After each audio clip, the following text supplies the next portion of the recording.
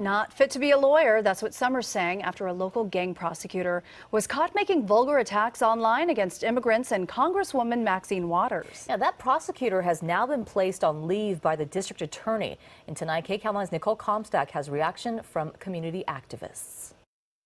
The district attorney says these comments absolutely cross the line of free speech because people all across the country are questioning the integrity of this office. I was offended by the comments. San Bernardino County District Attorney Mike Ramos announcing Monday that Deputy District Attorney Michael Sellium was placed on administrative leave. He is now under investigation for allegedly making a slew of racist comments on social media. The San Bernardino County District Attorney's Office does not condone hate, discrimination, or incitement of violence. The San Bernardino Sun reports Sellium posted several offensive comments on Facebook regarding immigrants, the victim of an officer-involved shooting, and Congresswoman Maxine Waters. In the post, which has since been taken down, Sellium writes, "Being a loudmouthed expletive in the ghetto, you would think someone would have shot this expletive by now." So for us, that is fighting words, and that's why we're here to let him know we'll take this fight right to his doorstep. Najee Ali is with Operation Hope, a community group working in underserved neighborhoods. He says this isn't just about race, but calling out right from wrong. He's an equal opportunity racist, and we all should be concerned that this man has power over people's lives, and that's why he must go, because he can never be trusted again. He does not have the integrity, the character, or the morals to serve. Ramos says the DA's office has no indication Sellium used bias in any of the cases he prosecuted, but will review any if necessary as part of this investigation. Our community and the entire criminal justice system depends on having a fair, ethical, and unbiased prosecutor. We reached out to Sellium for a comment, but we have not yet heard back from him. Hey, in San everybody, Bernardino, it is me, Nicole Demetra Comstock, Kay, and I am sitting here with Donovan throwing rocks and high in his hand, Sadiq. This is the second hour of Don't Believe the Hype, where we are going to be quick, but hopefully give you, a lot of information and insight. So in this hour, we are going to be talking about the prosecutor of San Bernardino County, Michael Sellium, who was just put on administrative leave for some of the things that he has been tweeting about, specifically Maxine Waters and various other public figures and cases that have taken place. Now, the specific tweet that got this prosecutor in trouble was one about Maxine Waters, where he said, and I want to find it. Not Aunt Maxine. Aunt Maxine, child. How dare he? Well, I mean, certain things you can't say. That's right. But hold the black woman accountable? Well, and let me give you a little bit of background on that before I go on. Maxine Waters, it was about 3 weeks ago or so, called to people, constituents everywhere around the country, to harass the Trump administration when they see them out in public due to the family separation policies that was enacted by Trump, and that the immigrants were being the adults were being separated from the children, and the children were being held in cage-like facilities away from their parents while their parents were put in jail, per se. Okay, let's see. Cage-like facilities, treated like animals. What's the problem? It sound like black people? It sounds like black people. Yeah, right. Okay, but that's a whole other topic, brother. Gotcha. So that's what she was telling people to do. And now we've heard in the last couple of weeks, Sarah Sanderson, she was harassed ran out of a restaurant. Yes, I was eating with my family. Yeah, the restaurant owner asked her to leave due to her stance on the family separation thing. And a couple other, Christian Nielsen, the Homeland Security Secretary, she was also harassed in public. At her home. Or in public, yeah. in her home too. Yeah. And various other people. Somebody else was just harassed yesterday. And I want to do a disclaimer. If people are on the sidewalk in front of your home, that is public property. That is not your property. Right. So they can do that, unfortunately. And so that's where I guess this comment that I'm going to read to you from Prosecutor Sellium came in, and I believe I'm saying his name right. Okay. So apparently he's mad at Maxine because she's telling people to do these things, and so he says about her that she's a loudmouth, quote unquote, and you would think that someone would have shot this bitch by now, and he also called her another word that starts with a C that has something to do with the woman's anatomy. Is this a black man, a Hispanic man? He looks like he's white. He's white. I'm heading over there right now. Call my sister. There you go. That's right. So he said that about her. Basically, he's wondering why no one has shot her by now. Now, this is a prosecutor of San Bernardino, and he's a prosecutor If he's thinking like that, what chance does a defendant have that is charged with a crime? 12 years ago, had joined as the lead prosecutor of San Bernardino's DA department in the Central Hardcore Gang Unit, which is commonly referred to as the Bust Heads Unit. Right, and so this is where the conversation is starting to go because, as I said, he's been placed on administrative leave. With pay. With pay, and DA Michael Ramos, I think that's who it is asking for him to resign and saying that that's inappropriate. It doesn't reflect our office. The other. The DA can fire anybody he wants. Why is he asking him to resign? Well, he has some other people. Because this guy isn't elected. Right. But you have some other people who work with him and know him personally outside of the job saying, well, he's not really that type of person. He's a nice guy. Oh, really? I don't know how nice it is when you say stuff like, let's see, shoot the bitch. Yeah, and another, they said a deleted post. He says it was a doctored picture of Michelle Obama holding a sign saying Trump grabbed my penis. And then he also said had a picture of a man in a giant sombrero with the caption, Mexican word of the day, hide. Okay, look, I'm going to say this. Why are these bigots revealing themselves? Well, because, let's be honest, Trump has emboldened and has woken up, or awakened, I should say, these people. Not that they were... So they want the ass whipping. Apparently. And so not that they weren't racist before Trump came in. Trump had just given them the power, like, you can Don't be afraid, right? Openly. I'm the president, and I'm up here saying things about any and everybody, so you can do it too. Okay. And so, I would just tell these people, you ain't the president. Right. You don't, like all these other people you've seen getting in trouble, calling people names, harassing black people, calling black people. You guys are losing your jobs. You're getting, publicly scorned. Is it worth it? Permit Patty, that made no sense. Yeah, you're not Trump. Trump can get away with that. I know you got your Make America Great hat on and stuff. For now. Right. Made in America, but the hat was made in China. Right, and so you work for people who are like, wait a second. Now they're calling our lines, talking about you got a racist working for you and this, that, and the other. And here's another thing that doesn't make sense to me. He's an assistant DA. No, he is. I think he's the one of the main DAs. Well, yeah, but for the gang unit. Yeah, but that means he's an assistant because the DA is elected. Right. True. So he's under Michael Ramos. Right. Yeah. Okay. So he's an assistant. He can be fired immediately. Now you're working for a county that is Hispanic, that is majority Hispanic and black, and you have these feelings. That's what I don't understand. It's like here in the city of Moreno Valley. We have 12 departments. Out of the 12 departments, everybody that is making a six-figure salary doesn't live here. They live in Orange County. But they're going to come out to where we are, take our tax dollars, and we pay their salary. Right. And then they're going to go back to their neighborhood with the money. However, how can you work in an environment where these are the feelings that you have deep down inside? Well, that's where the other part of the discussion goes. Okay. People are now saying, because you remember it was the Rampart Division and a lot of the other police precincts and stuff, who were discovered to be framing people and killing people. Yeah, a good movie to watch on that is The Glass Shield with Ice Cube and Lori Petty. Right. And so now the discussion is, okay, if this is how this guy feels, to your point about people he is prosecuting, especially gang members, how many of these cases are actually not biased, or flawed? They have some sort of some motive or something going on, because or things withheld that could have, or was racially motivated, and that you prosecuted some of these people, or you threw an extra charge on them, or you looked the other way. So now they're starting to say, "Gosh, we're going to look into all these cases now."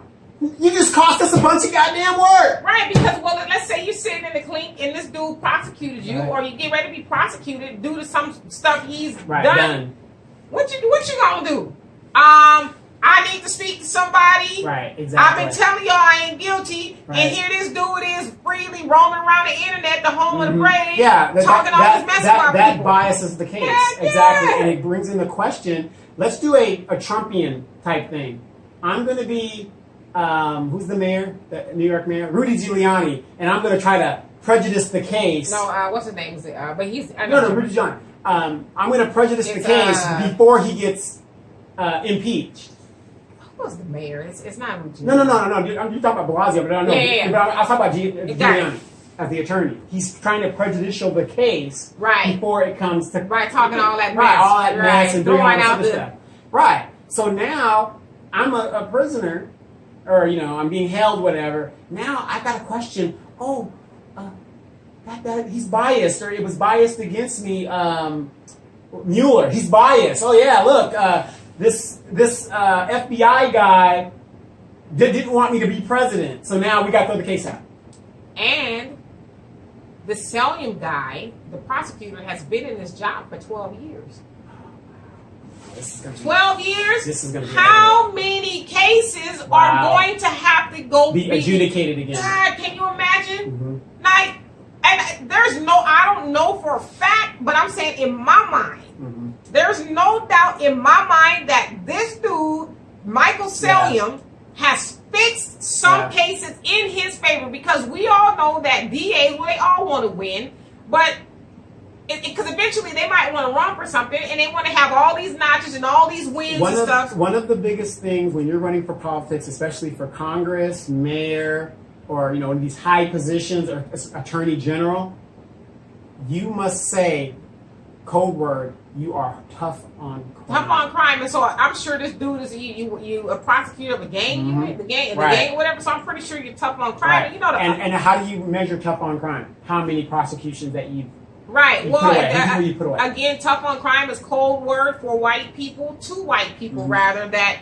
I'm getting these people of color, the Mexicans, the black people, I'm going to make sure they're not a threat to you. Right, exactly. I'm going to make sure I keep you as white people safe from me. That's all that is. That's what it says. That is code word for them, because those people, those being white people, they're going to vote, and they're going to vote for their better interests. And if you as a white DA are telling people I'm going to be tough on crime, that tells them, I got you.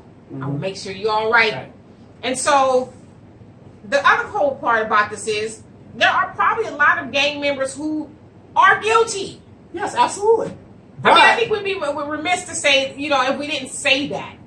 But now that you have this dirtbag who's doing these things, now they can say, you know what? I was set up. Exactly. I did plead not guilty, even though y'all found me guilty, and guess who was the head prosecutor of that? And here's the thing. Let's say the guy was sent up to San Quentin or something like that. Now they have to re-adjudicate the case, because by law, that person is now entitled to either you got to let him go or give him another case. And how expensive is to try each case? How much money? And San Bernardino is already broke. Right. Now, wait, that's the city, not the county. For those that don't know, San Bernardino County is the biggest county in the United States. Yes, it is. Okay, so knowing that, but the resources are kind of intermingled, and they don't have a lot of money to re-adjudicate a case that probably costs, let's say, $100,000 the first time. But so rack up 12 years worth of prosecutions. Right. I mean, I know if I was prosecuted by, I'm so qualified. And think about this, and we know our area. You're in San Bernardino. We're not talking about like you see me one time. I might have been prosecuted 2 or 3 times over a 12-year period. Exactly. So to me, it's like, okay, when you're a public figure, because we've all been in positions or jobs wherever, say you still, or especially, listen, don't wear your uniform outside of the job and do things that you're not supposed to do because it reflects the job. Even if you don't wear a uniform, you still are an employee of the company. We don't want people to link that back to you. So you're a prosecutor, and you are just so free with the racism and the vulgar. His attitude is, who gonna check me, boo? Exactly. I'm on here talking about Mexicans. I'm talking about black Where's people. Kamala Harris? I'm calling for an official to be shot and murdered and wonder why somebody ain't did it yet. To me, it's like, is that a code? Are you sending out a message to some? Right. Now, I am going to say this. I will defend his right of freedom of speech. However, if that freedom, it's like yelling fire in a theater. If it's going to lend to harm, that becomes a crime. Well, and that's what one of his friends, and I think Michael Ramos too, to some degree. That's the why doesn't he DA. fire him? Well, that's there was their argument. There is such thing as freedom of speech, but it's like, at what point do we draw the line? I mean, it'd be different if maybe the dude was, but even people who are just secretaries at a job, they're losing their jobs, and so you have a very prestigious and a very life-altering position, not just life-altering for yourself, but life-altering for everybody else, and you are making these statements online. One of the worst things you can do to a person is to limit their freedom in the United States. Okay. I think that is hard. I agree, but I I agree when you limit somebody's freedom, but I just think, to me, it takes common sense to say, okay, I'm prosecuting all these people who I'm saying are bad and they're a detriment to society, but yet I'm out here and I'm going to, like, I don't think he's dumb, but maybe he is. At some point, you have to be smart and say, you know, as much as I want to call, excuse my language, Maxine Waters a cunt, I probably shouldn't do that. I'll be back. You don't talk about our system. That's right. But you just find, maybe I shouldn't do that. Maybe I should find a better way of getting my point across. See, but maybe I shouldn't ask people or form a statement or wonder why nobody's shot her yet. Yeah. See, and this is why when they always say, like, the white people are the standard of civilization, these people are savages. Who said they're the standard? Well, they act like they're the standard, you know, because they're the ones that make the rules. They don't even abide by the rules themselves. I mean, the rules weren't, the rules were made to benefit them. Yes, exactly. It was never made to benefit you. Right. And I'm like you. I'm baffled as to why it's even a discussion why he's not fired. Right. This dude is not potentially, but it's going to cost the county, whoever, Yes. all these millions. Let's just call it what it is, millions and millions and millions of dollars. This dude has been in position 12 years. Right. Now, state legislators, congressmen, there should be a law to where these people that are in these DA positions, if you are wrongly convicted by a misdeed, well, I think it already is a civil case. You can do a civil case against the person. Mm-hmm. But man, if you robbed me of 5 years, people say, well, you can put a price on it. No, you can't. But and to your point, so not only are these people going to get new trials or be let go or whatever, now guess what? I'm suing you. Right. Now, how much money is that going to cost? Right. And it's not just one case. You're going to have dealing with several cases. You've just now led yourself into financial This dude ruin. has been in this position 12 years. Okay? And we don't know where he's been before that. So wherever he's been before that, those people can say, well, damn. But then again, I also blame our people for not getting involved in the political system on a local level. Like we say it all the time. You don't have to be a lawyer to be a judge. Sometimes the position is open, and depending on what county it is, whatever, and you could run for it. To be a sheriff, you don't have to have no law enforcement experience. You just run for the sheriff and win. Right. All you got to do is know how to manage people. That's it. Right. And we don't participate. And I'm getting sick and tired, especially of black people, always complaining about what they ain't got and what the man is doing to them, whatever. And I say this all the time, D. Like I said, the military's not for everyone. Me and D get into it all the time. The military isn't for everybody. But for me, in my situation, I'm in a situation where there was nothing out here to do. I would rather do something than nothing. And I chose the military. Right. You know, and I'm getting sick and tired of these black people talking about, like we say all the time. Well, let's start electing judges that are going to look more like us and more into our...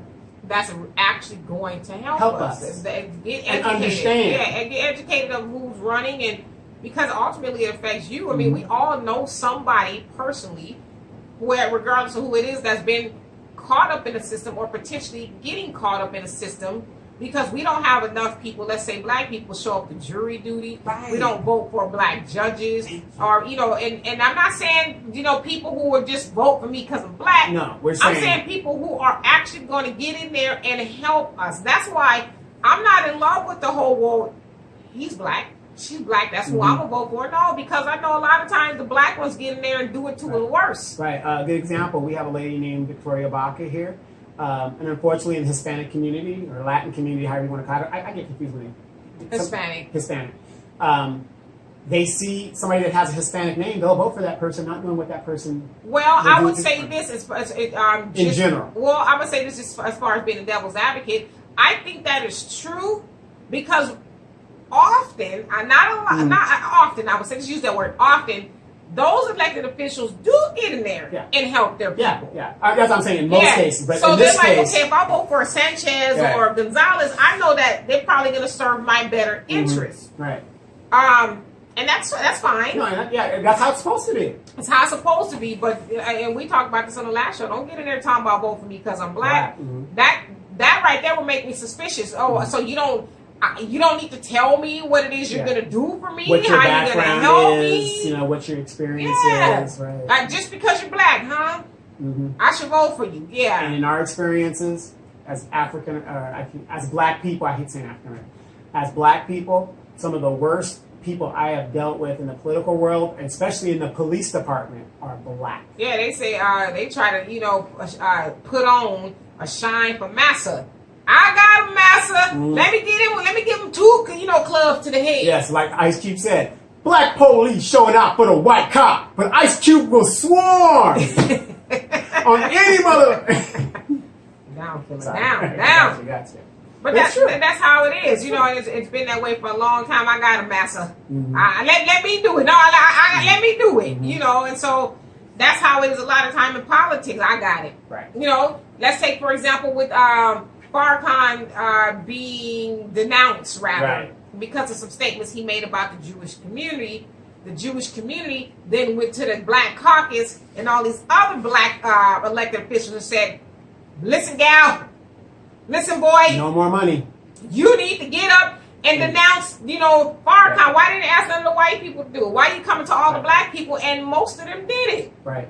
Most of them did it. And so that's what I say. You know who they are. Don't give those people your vote. Farrakhan, how you feel about him now, whether you're Muslim or you're not, has been fighting for black people, for the lives of black people for over 60 years. And these elected officials have not done nothing for the lives of black people, but yet we give them more confidence in our vote than we do somebody who is in the trenches, somebody who has been putting his life on the line for all these years. We're going to sit up and give those. I don't care who it is. I'm not giving them my vote. Right, there you go. And you just brought that up. I want you guys to take a look at this video. It is a video in regards to the young lady who walked up on the Statue of Liberty. Oh. And it was done by the beautiful Demetra Kay here. And, but it's poignant to what you're saying, because we're so quick to jump on everybody else's bandwagon, we don't jump on ours. So take a look at the clip and then tell us what you think. And that's my point. Why is it? And that was a good question you asked. Why haven't we seen you stand up for Tamir Rice? And what's going on? And then some people argue, well, she's from Africa. So what? What? She got black skin. Right? You think white people's like, oh no, leave her alone. She's a black African, like really from the motherland, like yesterday. She's not an American Negro. What happens to her edges? You know what? Sorry, go ahead. I'm sorry. We at the end of the day, if this goes down and it is, no, but this is what I like to impress upon some black people who think that way. Oh no, I get along good with white people. And I get along good with white people too. I do. I have but. And we're cool at the end of the day, and they're not going to do nothing to me, and I just want them to know that I'm on their side, and I'm going to fight for Hispanics. At the end of the day, if it all boils down to it, they're not going to say, well, you a good Negro, come on over here and help us. No, they're going to go to their side, you're going to go to your side. And you talk about that self-preservation. The first rule, it's in the video. Yeah, why first can't rule. Why can't I don't understand why that's a hard concept. Because we bought into, and I know me and you get in our little things, the black women have bought into all of that BS, and that's the problem. Well, that's just something that as black women, we've been conditioned from slavery to be against our black man. The black woman was put over him, rule over him from slavery, and we bought into the whole women's lib and this, that, and the other. I don't need no man. I don't need no man. I'm gonna take the check from Massa. So that's all played a role in it, and that's not to absolve the black man of any of his responsibilities, but the woman and the mother is the first teacher. Yes. It said a nation can rise no higher than its woman. And so when we're all fighting for somebody else's nation, we neglect our own nation. And I think that's what we as black women need to start understanding. At the end of the day, when it's all boiled down, all we're going to have is us. And so while we're all fighting for everybody else, as I said a minute ago, we're leaving our own. Like, I gave this example to somebody who tried to challenge me on, well, why that does sound kind of cold that you don't want to, you don't agree with the separation thing. I don't agree with the kids being separated, but I don't agree with us going to fight for that because we got our own issues. Right. I use this analogy. I said, okay, you got a loaf of bread in your house. Somebody else comes and knocks on your door and says, I need your bread. Give me some bread. My kids are hungry. Give me your bread. I said, you going to give it to them? And he says, hell no. I said, that's the why. So why is that concept so hard to understand? I don't know, maybe because it's something tangible.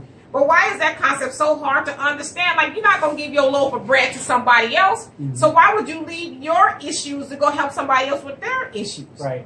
But to me, it's like, it's not, I can be compassionate, but still compassionate for you and still fight for my thing. Exactly. That don't mean I got to just totally like, well, that doesn't make sense. I'm confused. Well, the funny thing is, and people say I'm always talking about, women. Because remember, I'm the first to say I'm not worried about white folks. I'm not worried about Hispanics. I'm not worried about Asian. I'm worried about my people first. Right. But at the same time, yes, I'm going to be hard on my people first.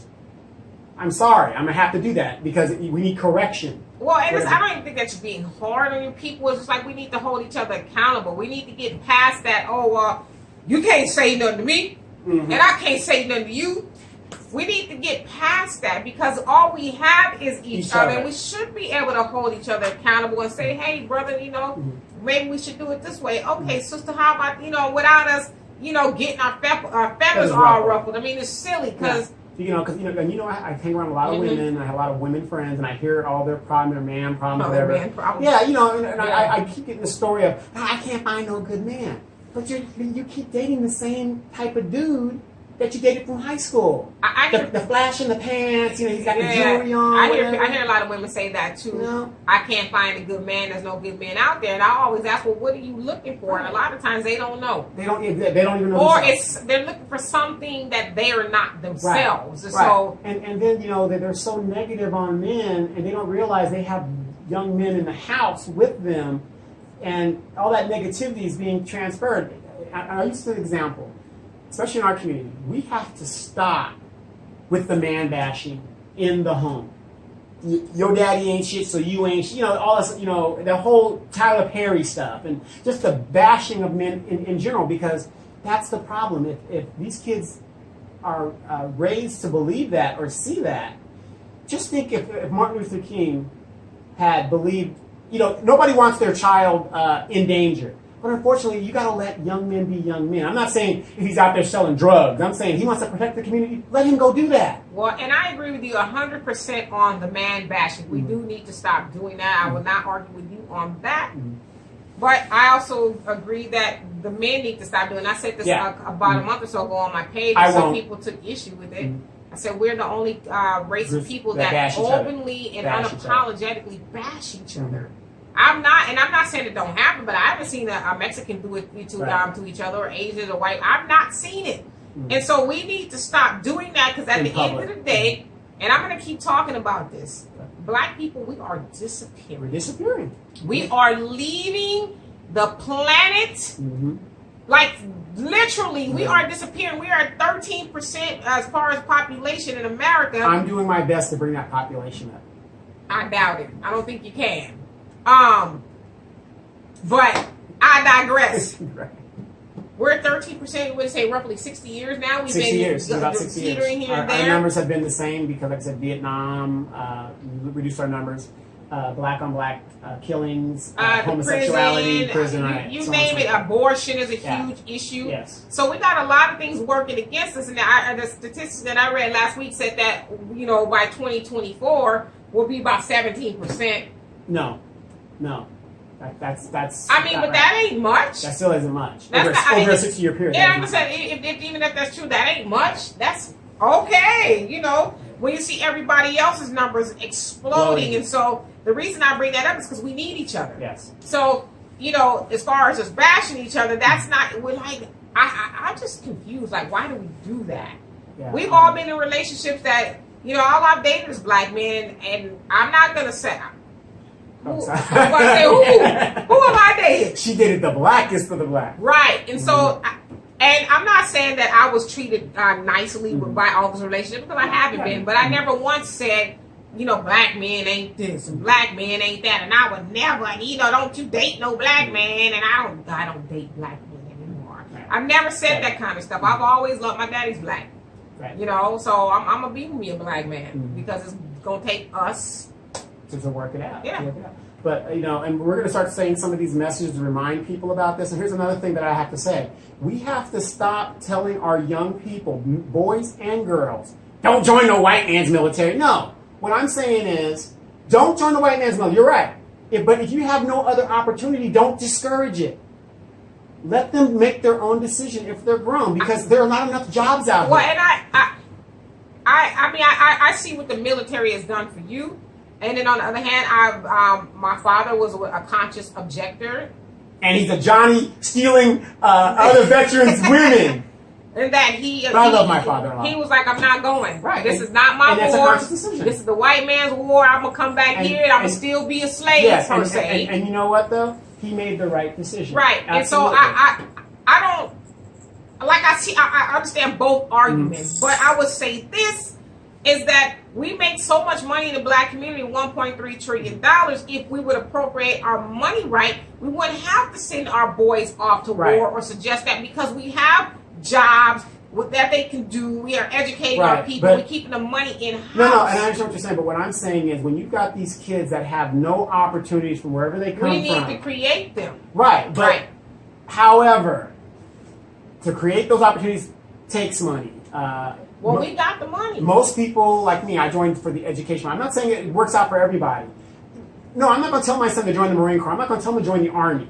I'm telling him to join the Navy or the Air Force. I get what you're saying. You're saying join opposed to you just hanging sitting out, there and getting a record in your life is ruined. No, I understand that. If a child is coming out of high school and saying, well, I'm not sure what I want to do. School's not for me right now. I think I'll do a quick stint over here. Let them go do that. But you know the cold part, Donovan, is a lot of these young people are going into the military and they ain't staying in there. I know. No, and that's fine. You know why I'm saying they're not staying? Because they can't take direction. Yeah. Or you can't tell me what to do. Right. You know, back in the day, you hear about people going to the military and they got like tough. Right. But it's to the point the military is like, you know what? Yeah. You got to go. You're not listening. We can't shape you or form you, because some of these young people are like, you can't tell me what to do. I ain't doing that. Run? No, I don't think so. And the military has a way of separating. Yeah, so that's what I'm saying. Right. So a lot of these kids ain't even staying in there. Right, but what I'm saying is, though, it gives them an opportunity. I get it. Get outside of their environment and see something different. It's an opportunity. Yeah. I get it. Like I said, I'm not saying go to war. I would never tell my son to join the Marine Corps or the Army. But however, if you're sitting at home, you see your son playing, what's that whatever game? they play. Yeah, that Xbox, war game, Xbox, whatever they got. Call of Duty.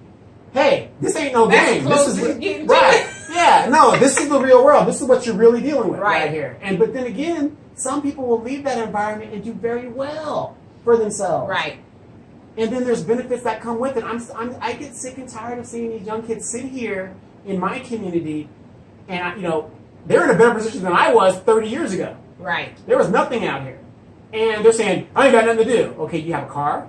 You can go to LA. I didn't have that. There was no mass transit system out here. Or how about get together with your homeboys and your homegirls and find out what kind of business you guys could create. Something. Right. But sometimes when I drive down the street early in the morning or something, or I'm visiting my dad, I'm like, look, you got people standing on the corner. They dressed. It's 8 o'clock in the morning. They dress is like, what you dress to just sit on the corner and just chill and talk and shoot the breeze. Why not, get you some chairs on the corner, a table, and say, okay, brother, we've been meeting here long enough and we ain't been talking about nothing. Let's figure out a business and what we can do to improve the neighborhood. Right, and then here's another option. Like I said, I'm not trying to be a recruiter like that, You don't want your baby to go overseas. All the military is all military. The military has a program through the VA where they will give you money to start your business. It's a veteran's loan. Right. To start that business. And you can join the Army Guard for 2 years of your time.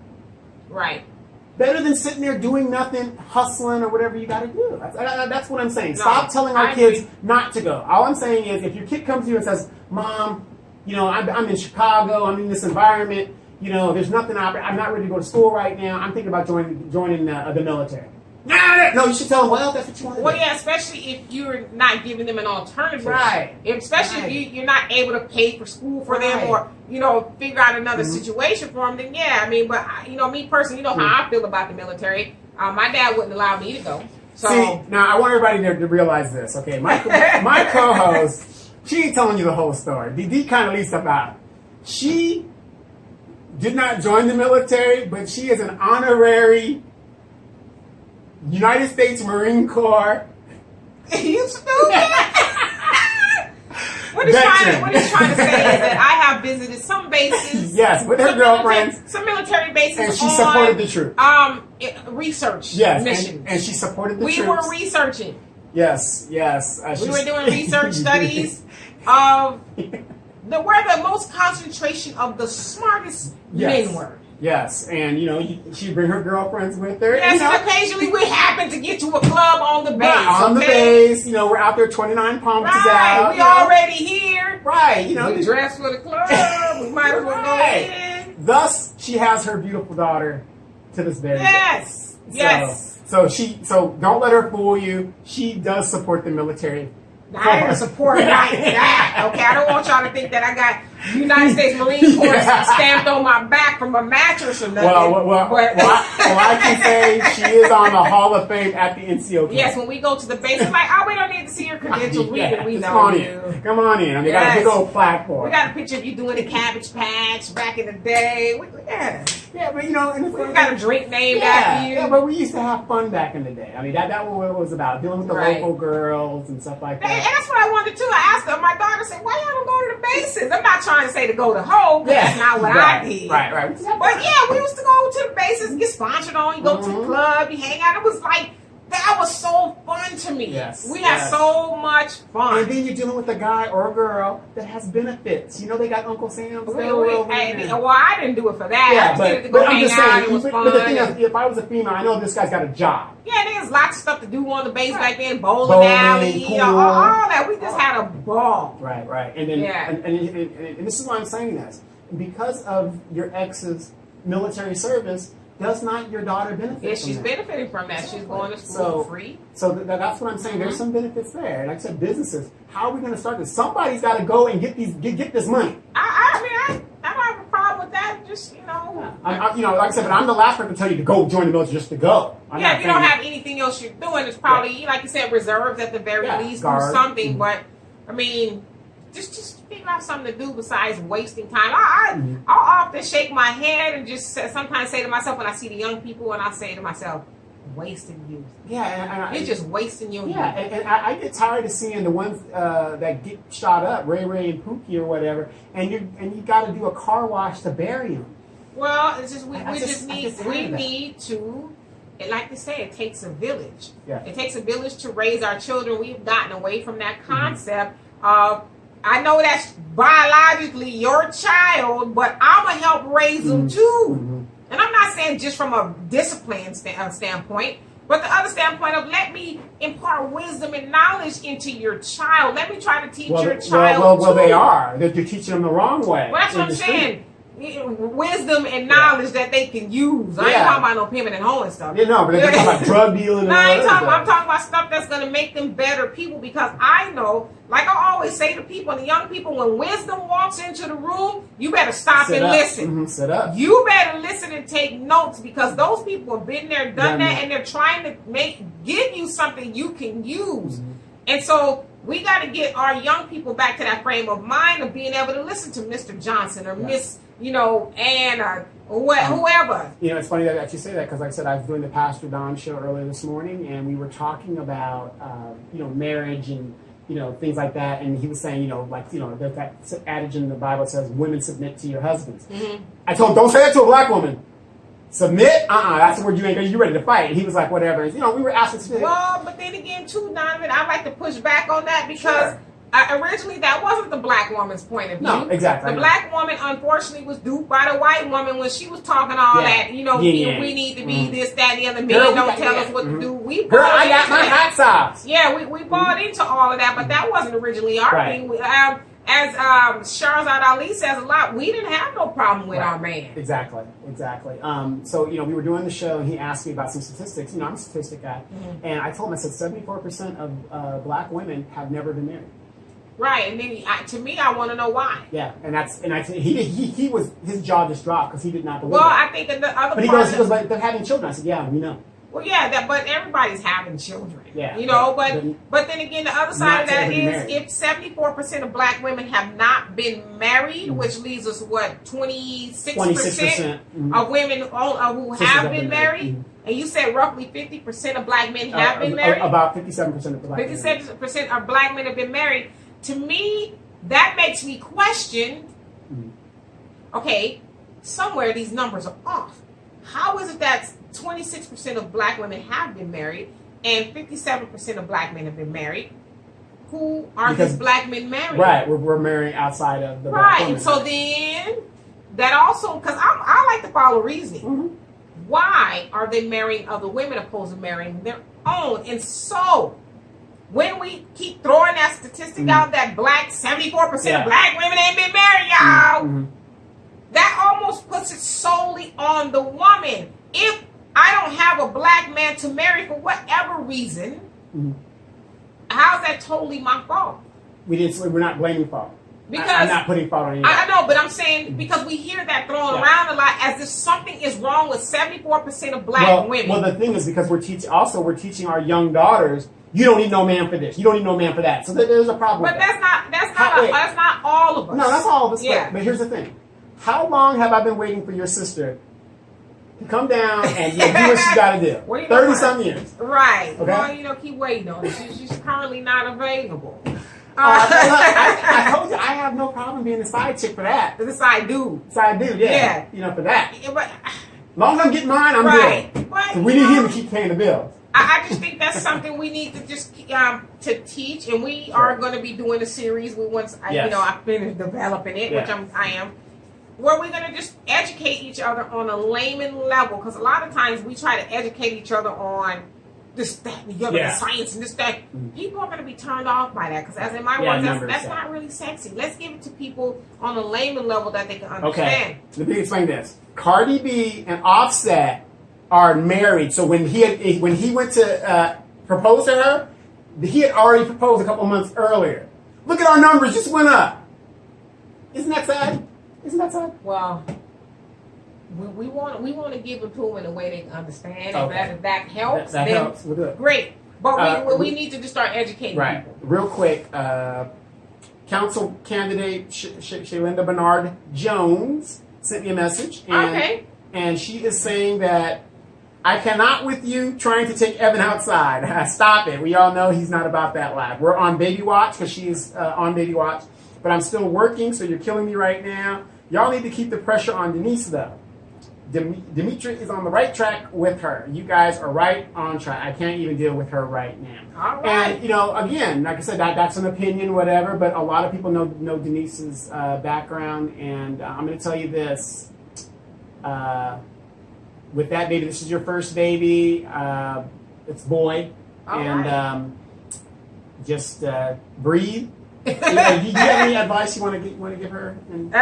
It'll be over before you know it. That's all I can give. That's all I can give, because that's what I remember, which is over before I knew it. Right. But again, you know, there is a person that I do believe that is the future. She's and for passionate. those of you guys who don't know who we're talking about, she is a candidate out here in the Inland Empire, California, that is running for city council. And so we believe that she would be perfect for the seat. So that she was actually chiming in from the first show that we did. Right. And another thing is, she's a married sister.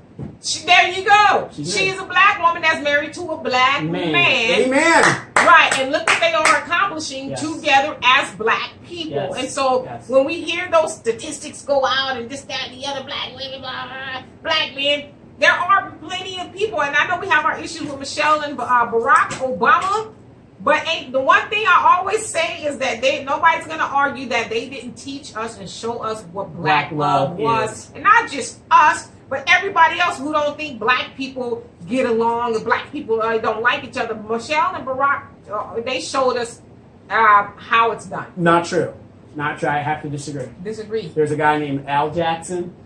Hey, that loves his black woman, and he That's shows right. it, and it's just disgusting to see you and guys. I love my black man. Okay. So unless he's tweeting stuff that. well, back in the day. but you know what though? Unfortunately though, the couples or the people who are doing it right, they don't get a lot of recognition. You get people like the Cardi B, the people who are doing the most to each other. Those are the people we talk about. Right, so exactly. So not us, but everybody else. right, but check it out. If you want to see a beautiful black woman, go to Afro Thunder Locks on Facebook, and you're going to see all of that woman. I mean, just the prototype. Now, you want to see a beautiful woman?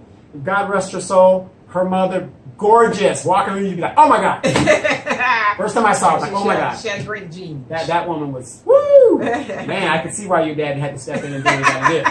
But, you know, that's kind of low, though, to go in the back door. Hey, Yes. he did, I wouldn't be here. Right. Okay? That's true. Neither would your sister. That's right. But, and also, I think Professor Smitty's birthday just passed. No, his birthday was in February. What was that? It means, we had friendship on Facebook. Oh, okay, yeah, 8 or 9 friends, days, right. we've been friends for a while. So Professor Smith, another black man that's been married Yes. to a... she's Panamanian, but she's black, sister. yeah, she's Right. sister. So there's examples out there. But you guys check out Demetra K on Sundays at 3 p.m. Facebook Live. Also check her out on YouTube. She has a YouTube channel. Yes. So Demetra K, and look that up. Any idea what you're going to be talking about this weekend? Nope, I never know. Never know until things the be drama popping off, drops. yes. The drop out. Again, and if you're in the political realm and you need some help in your PR, please contact Demetra K because she is an expert and she knows I what got she's doing. you. And it's going to be a hot summer, you guys. Please take your pets out of the house, out of the garage if it's super hot out there, and check on your elderly. Don't have the air on. Right, and if you have elderly, please check on your elderly. I'm just tired of seeing elderly people being found after the fact when they could have been avoided. So that's us this week. We're going to be talking about some more stuff as it pops up. You guys, please, I'm the Inland Empire Informer, Donovan Sadiq. You guys, please check in. I will be dropping more information as it happens. We're going to see you guys again next week. Bye. See you guys again. 2+2.